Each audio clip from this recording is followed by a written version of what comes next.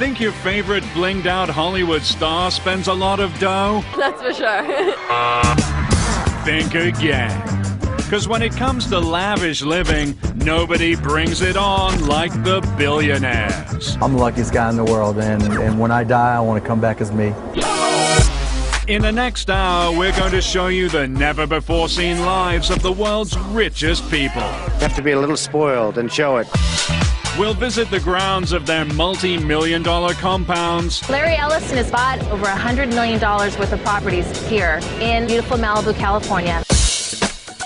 Take you on board billionaires' private planes and show you how they're tricking out their jumbo jets. It's basically an open canvas for us to create whatever type of interior that they want. And we'll even hitch a ride on the billionaire's favorite toy, the mega yacht. It runs really like a little floating city, and that's what mega yacht's all about. Jealous yet? Wait till you meet the world's hottest young billionaires to be. Welcome to my home in Bel Air. Hey, millionaires, call us back when you make some real money. Bill Gates, he's making as much money when he's just sleeping than a lot of these young Hollywood people are making for an entire film. Way more than that. Because this is the fabulous life of filthy rich billionaires.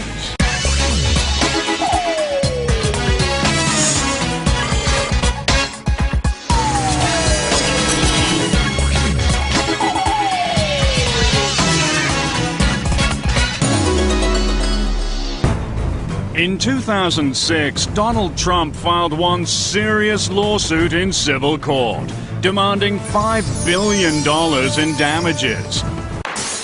What happened? Was somebody cheating in his casino? Did somebody rob Trump Towers? Oh no. It was far worse.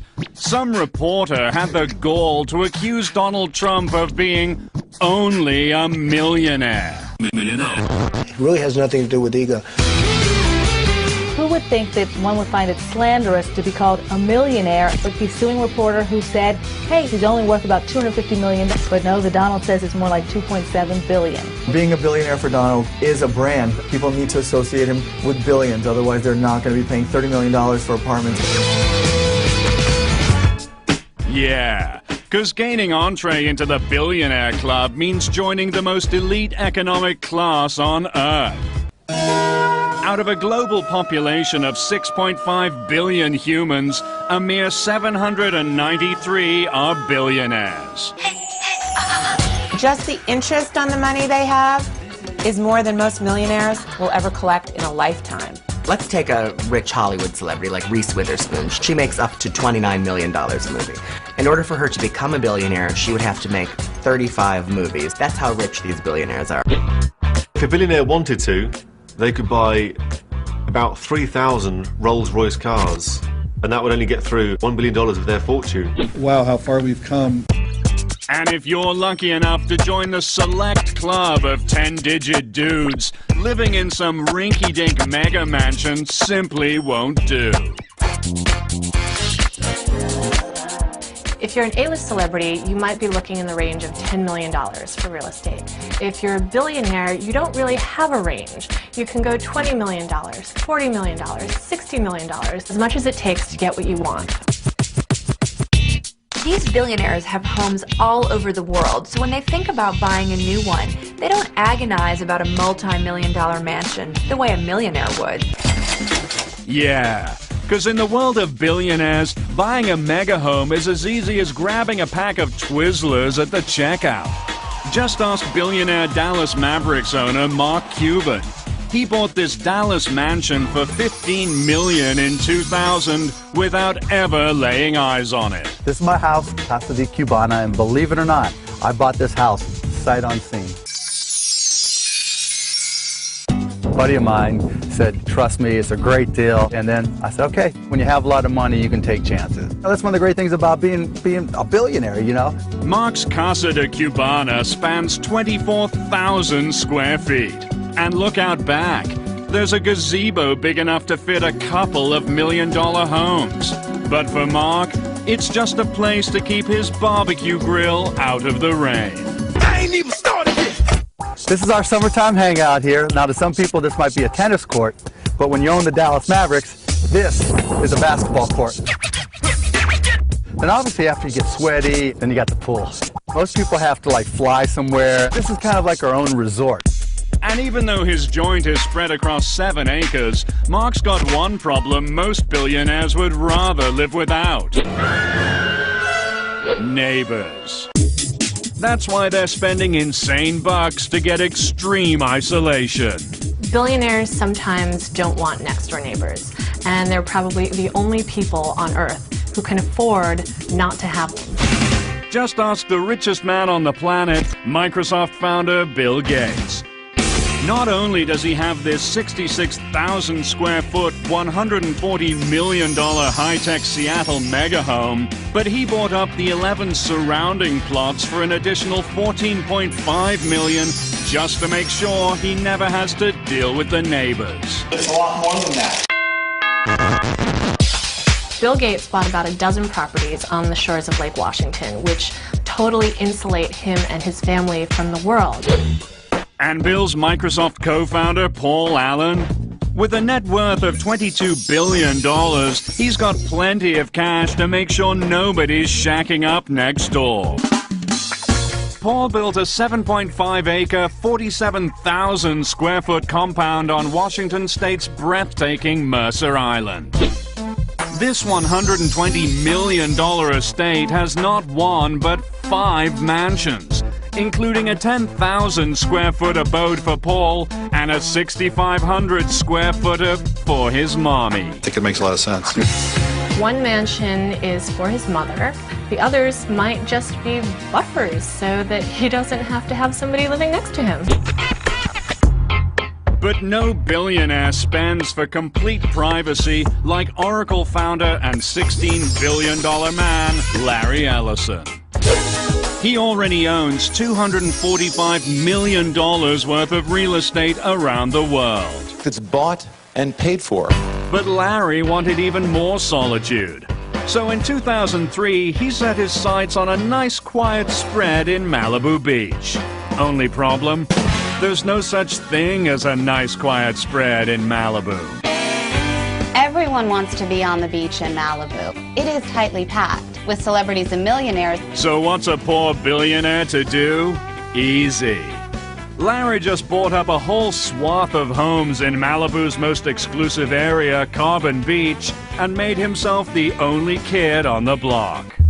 It's so rare to actually get property available on Carbon Beach. Behind us here are 5 consecutive properties that Ellison recently purchased. He actually went up to the doors and knocked and said, I'm going to give you an offer that you can't refuse, and basically they decided to sell. Yeah. Yes, that's 5 ultra-plush beachfront properties in a row, just for a little freaking privacy. Within the last few years, Larry Ellison has bought over $100 million worth of properties here in beautiful Malibu, California. If you have a palace, that just gives you cachet way far above and beyond a regular billionaire. Owning a palace is the ultimate in billionaire living, and one of the fringe benefits of being a royal billionaire. Can you imagine calling Domino's Pizza and say, like, yes, I need like a pepperoni pizza, sent it to the palace. But if you thought palaces were just something of the past, think again. Because these days, billionaires are building brand new ones. Bigger and more tricked out than in the days of yore. Take this guy, the oil-rich Sultan of Brunei. He built himself this shiny new palace in the early 80s. And at 2.1 million square feet, it's the largest residential palace in the world. This place is gold-domed. It's bigger than the Vatican. It's on par with Versailles. It's got 1,788 rooms, and its dining room seats 5,000 people. Then there's 49-year-old Saudi Prince Al Walid. In 1997, he dropped $130 million to build his very own palatial oasis.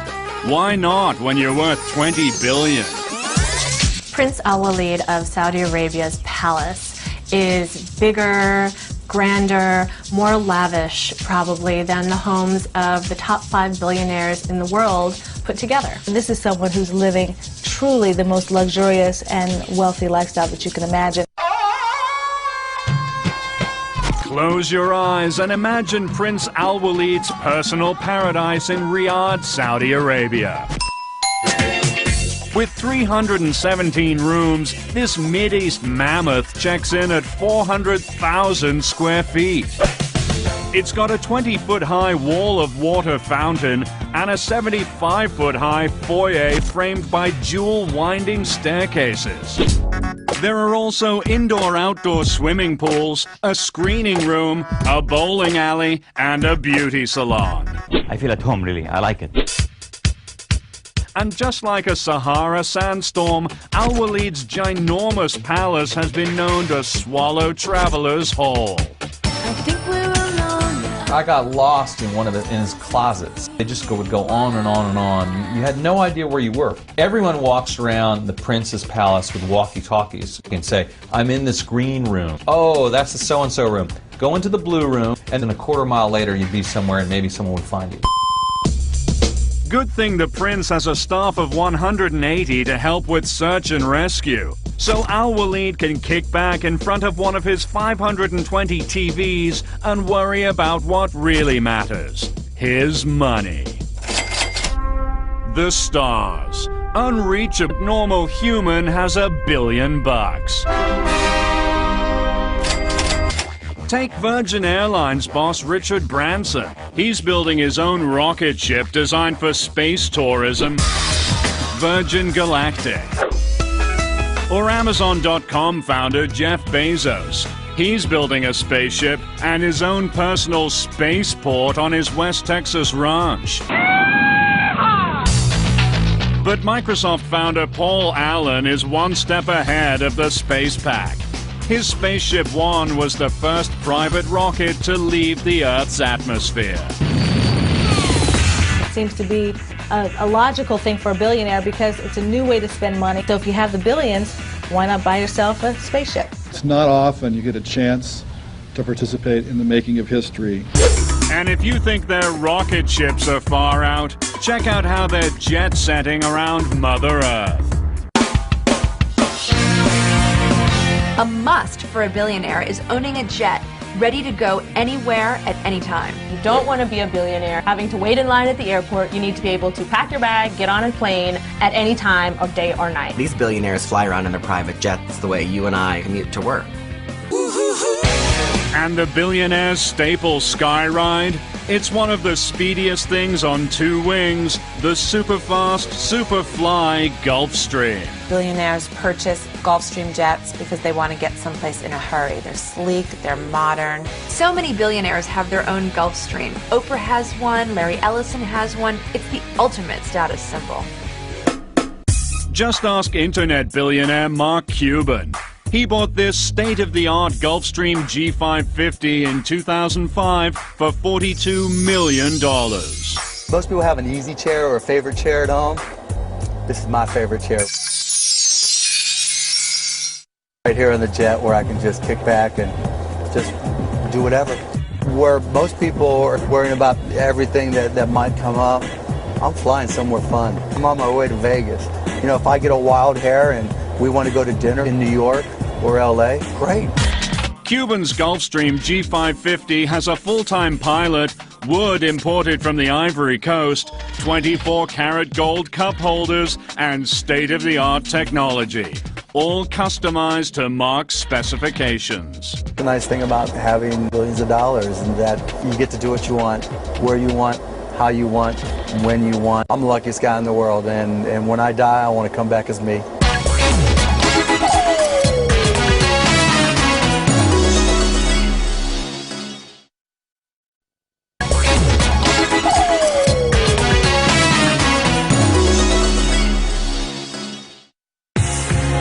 While the Gulfstreams might be the sleekest thing in the sky, for billionaires who want a little more legroom, they're buying their own jumbo Boeing jets, turning airborne behemoths into their own personal mansions in the sky.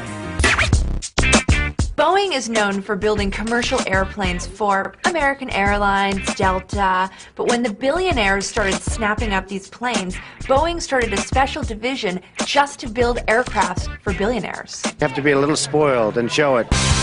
And Donald does. He's got his own 727.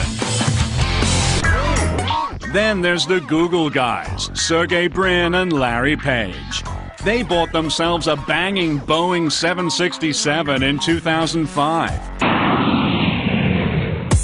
And Saudi Prince Al Luaid, he travels in style in his own 747, the monster of the Boeing line, with a staggering 40,000 cubic feet of interior space. I spend quite a bit.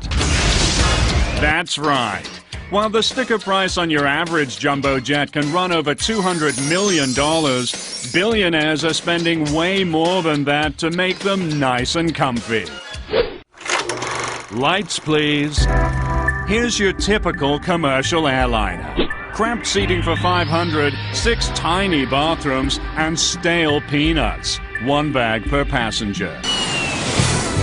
But when a billionaire gets hold of a jumbo jet, out go the seats and in go all the amenities of a palace, plus all the peanuts you want.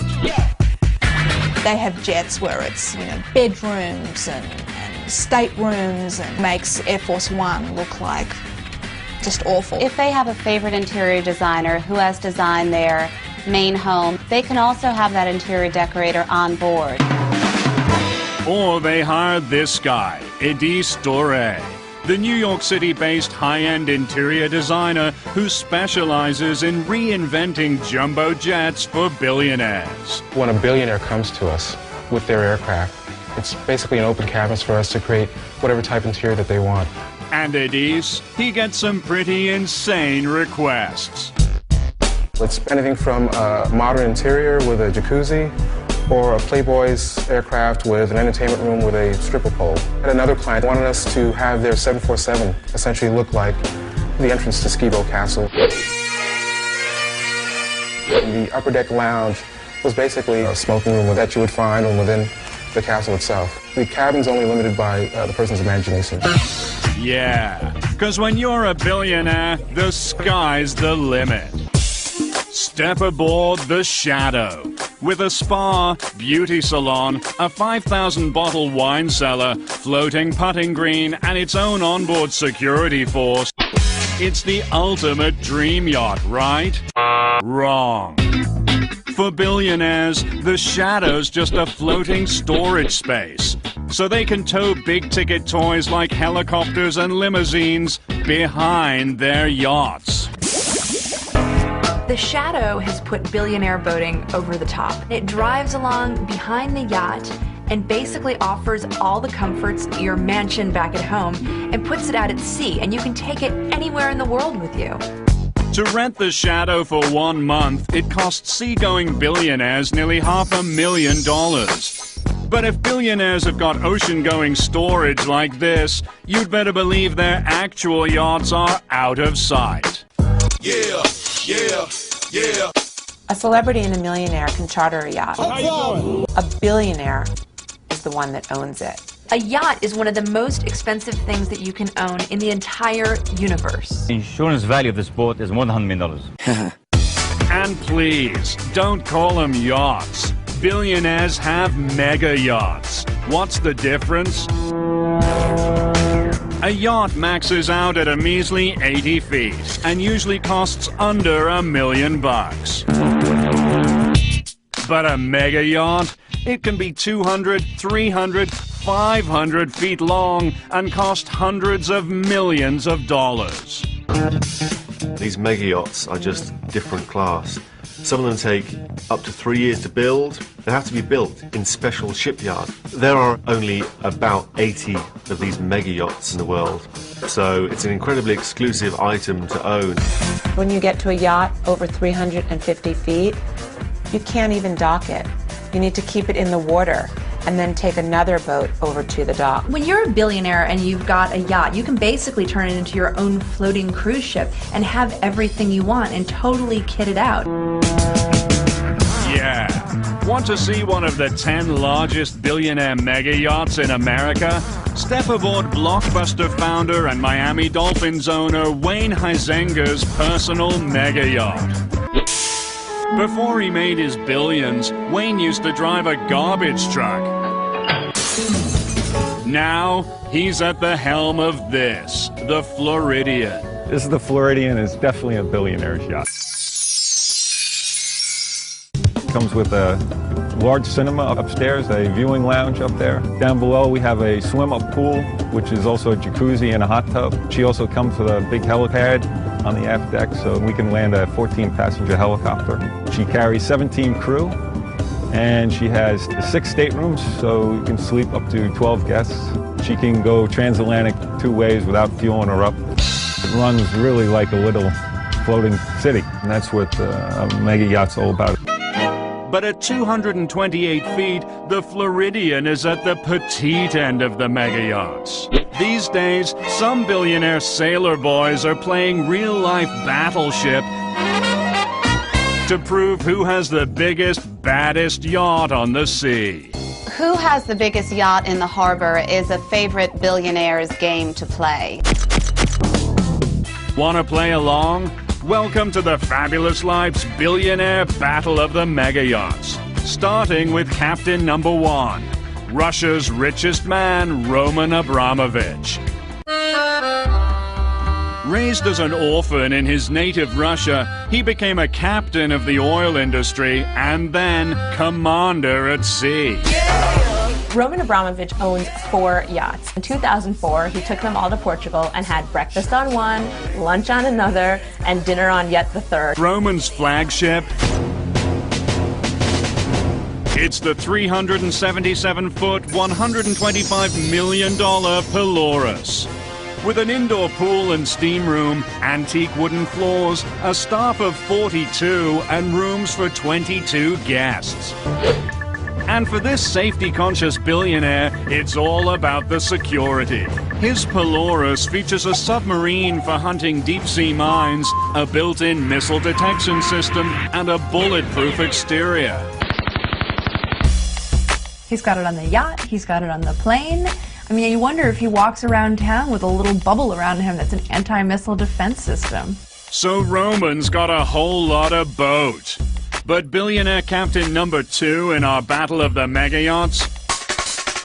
Microsoft playboy Paul Allen. He has a fleet that'll blow Romans out of the water. And his big dog, it's called the Octopus. I mean, it's just amazing. Paul Allen's 414-foot, $200 million yacht is called the Octopus, and it's got a basketball court, a movie theater. It's longer than the Seattle Seahawks football field, the football team that he owns. He uses it to throw these fabulous parties where he entertains amazing celebrities all the time. Just last year, Paul Allen had the likes of George Lucas, Justin Timberlake and Cameron Diaz, Bono and Usher on his yacht. When Usher was on board the ship, he recorded a song with Paul Allen in the onboard recording studio. But docked right next to Allen's Octopus and all those exotic party locales is an even bigger boat. The $200 million Rising Sun. It belongs to billionaire captain number 3, Allen's tech industry rival, Larry Ellison. Larry's 5-story maritime monster features 82 rooms, a spa, and a basketball court that doubles as a helipad. And at 453 feet, it outstrips Paul's Octopus by 39 feet. Oh yeah, Larry made sure of that. Larry Ellison and Paul Allen have been in the billionaire battle over the size of their yachts, and currently, Larry Ellison's the winner. When Larry Ellison heard that Paul Allen was building a bigger yacht than his, he asked his designers to add 50 feet on, just so that he can say, I have the biggest boat. It is absolutely true. But even though Larry supersized the Rising Sun, he'd have to tack on another 72 feet to match our reigning mega yacht. The world's longest, largest, baddest mega yacht of all time. At the helm, it's billionaire captain number 4, Sheikh Mohammed bin Rashid Al Maktoum, the ruler of Dubai. And his royal $300 million Platinum is a record-breaking 525 feet long. That's bigger than a Royal Navy destroyer. The ruler of Dubai doesn't so much have a yacht as he has his own floating neighborhood. You can have a lot of people on that yacht and never actually have to interact with them. Still under construction, the Platinum's as luxurious as it is long. With 2 master staterooms, a cinema, disco, squash court, plus its own submarine and a helipad for the Prince's Black Hawk chopper. It costs 10% of the total value of the yacht just to upkeep it for a year. So to do the math simply, this billionaire spends $30 million a year to upkeep his yacht. I mean, you take some celebrity, that would be as much money as they made in several years. But the sheikh must be shaking in his boots, because reportedly our fave Russian billionaire Roman Abramovich is on a covert mission to develop an even bigger boat. Being built in a German shipyard under a cloak of secrecy, his 5th mega yacht goes by the project codename Secret. But it's no secret that Roman's gonna have the biggest mega yacht on the sea. Abramovich is building another yacht. It'll be the 5th in his collection, and it is reported to be the world's biggest at more than 525 feet long. What will it have? What won't it have?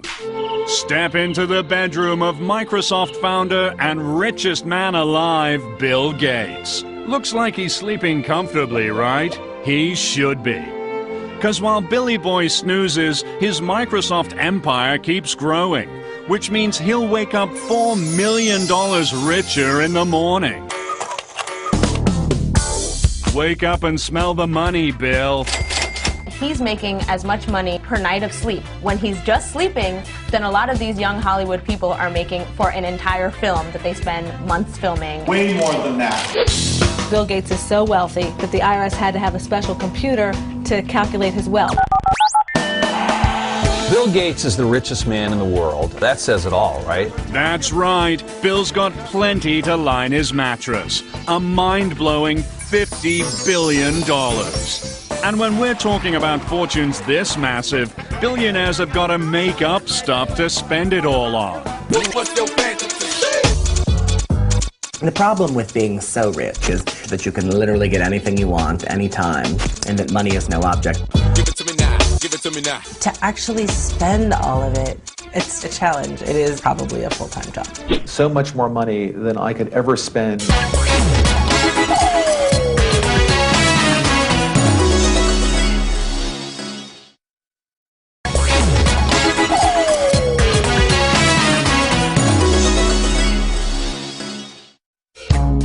Billionaires buy things that even the super rich would think is extremely extravagant. It's called fantasy spending. Take billionaire record company mogul David Geffen. He doesn't have regular floors in his Beverly Hills estate. Oh no. He's got the very wood floors where Napoleon proposed to Josephine. And our buddy Bill? He recently bought an ultra-rare notebook belonging to Leonardo da Vinci for $32 million. Bill Gates spent $32 million on a little notebook that Leonardo da Vinci had scribbled some ideas in. That's how rich these people are. They could just drop $32 million on a little 72-page notebook. But the latest, most lavish trend in billionaire fantasy spending, it's all about owning their own sports franchises. If you're a billionaire, there are only so many fabulous things that you can spend your money on. Cars, houses, jets, yachts. But sports teams give you the opportunity to own people. And in the age-old battle between jocks and geeks, owning sports teams is revenge of the nerds, billionaire style. For a lot of these guys, when they were younger, were a little geeky, didn't get picked first for the sports team, they're having their sweet revenge now because they own some of the biggest franchises in the country.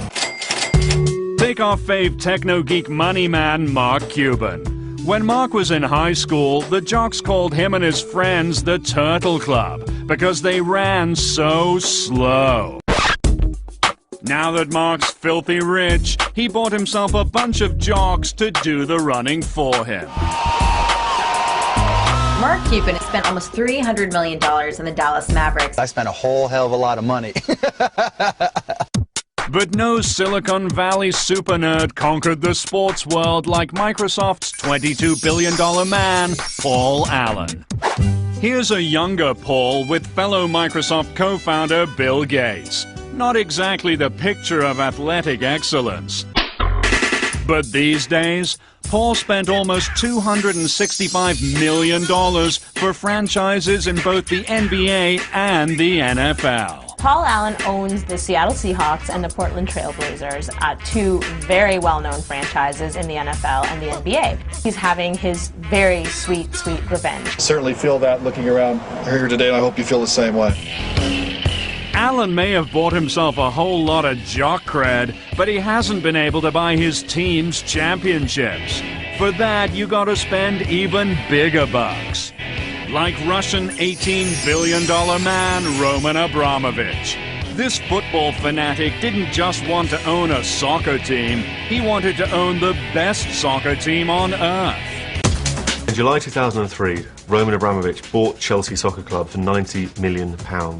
Chelsea were pretty good before Roman came along, but as soon as Roman's money came into the equation, they became invincible.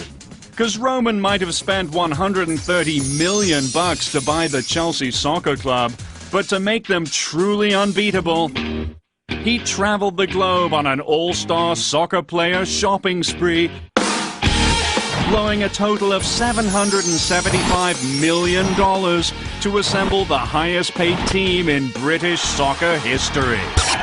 He's dwarfed the competition, certainly in terms of payroll. He's the Steinbrenner of soccer. Roman's money paid off because last season they won the championship and they lost one game all season out of 38 games. It's an incredible record.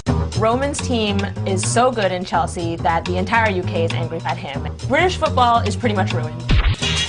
Oh, those billionaires. They'll never play fair. Don't sweat the technique. Think it's sweet to be a billionaire? Well, there are some lucky who are guaranteed to become billionaires without ever lifting a finger. Who are they? You're about to meet the 4 hottest billionaires to be on Earth.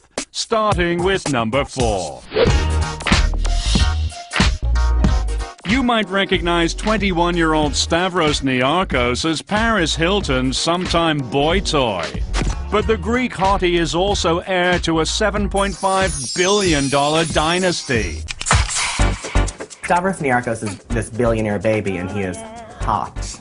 People really just want to know about Stavros and what the family is about. He definitely has this European, international, mystique about him. Yeah. Because the second baby Stavros was born, he had billions on tap from both his mama and papa. Daddy Philip inherited a Greek shipping empire. And Mommy Victoria, she's a Guinness. Of the Irish billionaire beer dynasty Guinnesses. He's got billionaires coming from both sides of him. That's 2 billionaires squeezing one out. Stavros spent a lot of his childhood in Samoritz, Monaco, those kind of billionaires' hangouts. Skiing, windsurfing, playing around on yachts, having a great time. And lately, he's even gone a little Hollywood. He was dating Mary-Kate Olsen for a while, and then he started dating Paris. He's really gotten involved in some crazy hijinks. He supposedly trashed a hotel room in Las Vegas over Kelly Osbourne's birthday weekend. He wrecked Paris's $300,000 Bentley. So what? This guy can smash as many Bentleys as he wants. That's hot, whatever. Stavros just earned the first installment of his future fortune. With his 21st birthday in April 2006, he inherited $275 million. Just a taste of the riches to come. Number 3, Amanda Hurst. She's 22 with brains, beauty, and a last name that's truly legendary in the world of American money. Amanda Hearst is a descendant of William Randolph Hearst, the legendary newspaper man. You know, the Hearsts, of course, are worth billions, through their publishing empire. Amanda Hearst is really keeping up the tradition of an old-school billionaire-to-be. She has just sophistication, style, and class oozing out of her. Amanda's an heir to a $5.2 billion publishing fortune that includes 12 daily newspapers and over 120 magazines. And she isn't just sitting pretty on the Hearst media empire, she's looking hot in front of the camera too. In the great tradition of spawns of the rich and famous being models, she's modeled for Town & Country magazine, she's modeled for Tommy Hilfiger. People are clamoring for her to do their campaigns and be in their runway shows. But if you stood to inherit billions, why in the hell would you work for a living? Amanda donates whatever she makes on the runway to charity. Next, 26-year-old Casey Johnson. Casey's dad is sitting on an old money war chest of $3.6 billion. The Johnsons' money comes from Johnson & Johnson's, baby powder, Band-Aids. You just go into the medicine cabinet, there's tons and tons of Johnson & Johnson product. Her dad also owns the Jets, so basically they are definitely a powerful name in this country. Casey Johnson hangs out with other famous celebutantes like the Hiltons, but the Hiltons aren't billionaires. Casey's family is. Casey definitely stands to inherit a big fortune, but she's already spending like she's got one. Want proof? Casey invited us over to her brand new multi-million-dollar LA mansion to show us how a billionaire-to-be really lives. Welcome to my home in Bel Air. We're going down to the pool area, which is kind of a hike. When I first saw the view of the pool from the house, is kind of when I fell in love with the home. And there's a lot to love. With a formal sitting room, a dining room, and even a guest house for her full-time live-in chef. But who cares about that stuff? For a billion-dollar fashionista, it's all about closet space. I can be in cowboy boots and jeans, and the next day I can be in Pucci. And then the next day I can be in an Armani suit. And she's got plenty of shoes to match. A collection that includes roughly 200 pairs of ultra-lavish Manolo Blahniks worth an estimated $130,000. I love shoes. I'm a shoe freak. Manolo Blahnik. He just started making 6 inches, and he only made a couple pairs, so I bought all of them. But a billionaire-to-be can't keep her cash in her shoes. She's got to have a whole lot of handbags. And Casey, she's got around a whopping 400 pricey purses. This is where I keep the majority of my handbags. Well, I love Hermes. I like Gucci. I like Chloe, the Paddington bag. Fendi. I love Chanel. Very cute. If someone followed me around with a camera for 24 hours, they would not believe my life because it's absolutely incredible. As one of 3 siblings, Casey will likely inherit at least $1 billion. But the best part of being heir to the Johnson & Johnson fortune? Baby powder with your name on it. I represent, okay? Billionaire-to-be number 1, it's got to be the 23-year-old Brunei-born, London-bred party machine named Prince Azim. And that's no pretentious fancy boy name. This guy's really a prince. He is your ultimate billionaire-to-be. He has no top on what he could spend. Yeah, because when your daddy is the Sultan of Brunei, sitting on $20 billion, you'd better believe you can afford to live a little. Prince Azim has a father that is known all over the world as an icon for lavish spending, and this kid is definitely following in his footsteps.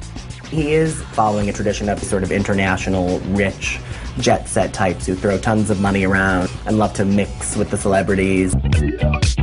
When the raging royal turned 23 in 2005, he flew in half of Hollywood to help him blow out the candles in London. Prince Azim whisked in some glamorous celebrities: Scarlett Johansson, Misha Barton, and Kid Rock. Kid Rock. Get me Kid Rock. Everybody wants to get some stupid cash, right? And when the young prince isn't just importing celebs for his shindigs, he's lavishing them with expensive gifts to make sure they're best friends forever. Prince Azim really, really loves to go over the top when he wants to meet someone he really likes. That's for sure. After seeing Usher live in 2001, he reportedly sent the R&B stud $250,000 worth of booty, including a pair of Nikes encrusted in diamonds. Ooh, baby. It was really, really sexy. And now they're friends. It worked. Oh yeah. Because when you're one of 4 sons set to divvy up a $20 billion oil fortune, everyone wants to be your buddy.